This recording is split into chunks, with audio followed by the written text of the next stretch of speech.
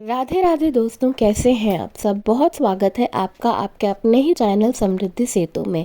आपको और अपने इष्ट को नमन करते हुए आपके सफल और सुखद जीवन की कामना करते हुए वीडियो को प्रारंभ करते हैं। जब हमारा मन अशांत होता है, हम परेशान होते हैं, भगवान के सामने दिया जलाने से, प्रार्थना करने से हमारा मन शांत हो जाता है। हमारे मन को, हमारे दिमाग को शांति मिलती है। लेकिन अगर उसी समय वो दिया बुझ जाए तो हमारा मन और भी ज़्यादा परेशान हो जाता है कि ऐसा क्या हुआ।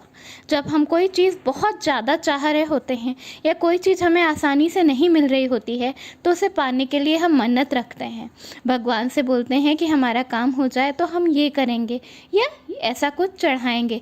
और अगर हम वो मन्नत पूरी ना कर पाएँ तो, या कई बार हम पूरी श्रद्धा से मंदिर जाते हैं, पूजा के फूल वहाँ से ले आते हैं जो पंडित जी हमें देते हैं, और उसके बाद उन फूलों का क्या करते हैं। या कई बार हमारे घर में अगर भगवान की मूर्ति टूट जाए या फोटो फट जाए तो उसका क्या करना चाहिए। हमारे घर में जब कथा पूजा होती है या हम किसी और के घर में कथा पूजा में जाते हैं, हमारे हाथ में मौली बंधती है, तो उस मौली के धागे का कुछ दिनों बाद क्या करना चाहिए।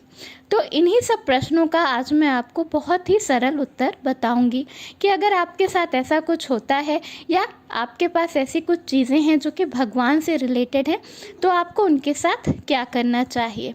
ये जानना बहुत ही ज़रूरी है, क्योंकि जितनी श्रद्धा से आप पूजा करते हैं उतनी ही श्रद्धा से इन चीज़ों का विसर्जन भी होना चाहिए। जब आप पूजा करें, दिया जलाएं, प्रार्थना कर रहे हों और पूजा के बीच में या आरती करते वक्त बीच में अगर आपका दिया बुझ जाए तो मन में बिल्कुल भी शंका नहीं लानी चाहिए। ये किसी भी वजह से हो सकता है, आपका हाथ हिल गया हो या हवा चल गई हो या किसी से धक्का लग गया हो या किसी से हवा लग गई हो, तो इसके लिए बिल्कुल भी परेशान नहीं होना चाहिए।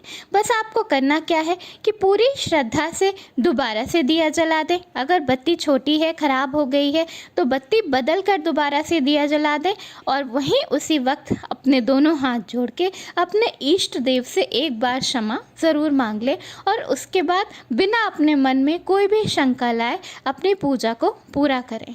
ऐसा करने से आपके ऊपर कभी कोई दोष नहीं आता। अब अगर आपके घर में भगवान की कोई मूर्ति टूट जाए या कोई फोटो फट जाए तो अपने मन में बिल्कुल भी शंका नहीं लाना चाहिए। ऐसा हमारे शास्त्रों में बताया गया है कि अगर देवी देवता की मूर्ति घर में टूट जाती है तो इसे अपशगुन नहीं मानना चाहिए, बल्कि ऐसा मानना चाहिए कि हमारे घर के ऊपर कोई मुसीबत आने वाली थी जो कि टल गई है। उस मूर्ति को आप बहते हुए जल में विसर्जित कर दें। अगर इको फ्रेंडली मूर्ति है तो आप उसे गमले के नीचे भी डाल सकते हैं, बस उसके ऊपर कोई भी कांटे वाला पेड़ ना लगाएं। आपके घर के पास बहता हुआ जल भी नहीं है और मूर्ति इको फ्रेंडली भी नहीं है तो अपने घर के आसपास किसी मंदिर में आप वो मूर्ति रख सकते हैं। इसके बाद जब आप मंदिर जाते हैं, आपको पूजा के फूल मिलते हैं तो उन्हें पूरी श्रद्धा से अपने घर ले आए, लेकिन 24 घंटा होने के बाद उन फूलों को आप अपनी क्यारी में डाल दें या फिर किसी गमले में डाल दें या किसी ऐसी जगह डाल दें जहाँ पर किसी का पैर बिल्कुल भी ना पड़े।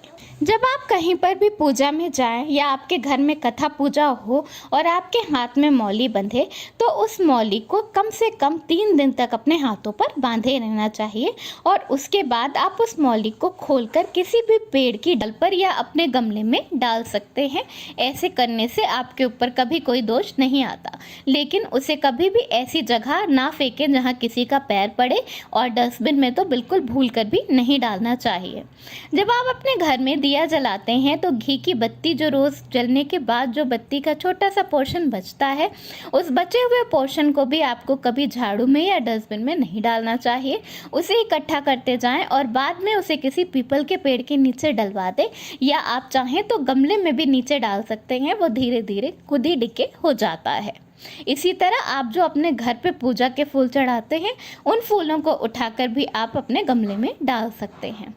अब अगर आपने कोई मन्नत रखी है किसी विशेष देवी देवता के लिए और अगर आप उसे पूरा ना कर पाएं तो क्या करना चाहिए। ऐसा हमारे शास्त्रों में बताया गया है कि आपने अगर किसी देवी देवता के लिए मन्नत मांगी है और आप मन्नत पूरी नहीं कर पा रहे हैं तो अपने घर के आसपास किसी उसी देवता के मंदिर में जाएं और सवाया यानी यानी कि जितना आपने मन्नत मांगा है उसका 1.25 गुना सामान या पैसा वहाँ पर दान कर दें और अपनी भूल के लिए क्षमा मांग लें। ऐसा करने से आपके ऊपर दोष नहीं आता। पूजा में चढ़ाए हुए पैसे, जो हम लोग पैसे पूजा में चढ़ाते हैं, उन्हें उठाकर आप किसी मंदिर की दान पेटी में डाल सकते हैं, या आप चाहें तो किसी ब्राह्मण को दे सकते हैं, किसी गरीब इंसान को भी दे सकते हैं। और अगर आप इनमें से कुछ भी ना कर पाएँ तो अपने घर में या अपने घर के आसपास किसी भी कुंवारी छोटी कन्या को आप वो पैसा दे सकते हैं। अगर आपने पूरी श्रद्धा से व्रत रखा है, पूजा पाठ कर रहे हैं और बीच में गलती से अगर आपका व्रत टूट जाता है या उपवास खंडित हो जाता है, तो इसके लिए आपको तुरंत अपने इष्ट देव से क्षमा मांग लेनी चाहिए। अपने घर में हवन रखना चाहिए उस देवी देवता के लिए और जितना हो सके उतना गरीबों को दान देना चाहिए। व्रत टूट जाने पर एक विशेष वीडियो मैंने पहले बनाया था, उसका लिंक मैं डिस्क्रिप्शन बॉक्स में और एंड स्क्रीन पर डाल दूंगी। आप चाहें तो ये देख सकते हैं डिटेल में कि क्या करना चाहिए। तो ये है पूजा पाठ से जुड़ी हुई कुछ बहुत ही छोटी छोटी लेकिन इम्पॉर्टेंट बातें जो कि हमें ज़रूर पता होनी चाहिए। जितनी श्रद्धा से आप अपने घर में पूजा करते हैं उतनी ही श्रद्धा से आपको इन चीज़ों का विसर्जन करना ज़रूर आना चाहिए, जिससे कि आपको पूजा का फल मिल सके और आप पर कभी कोई दोष ना आए। धन्यवाद। वीडियो पसंद आया हो तो लाइक ज़रूर करिएगा।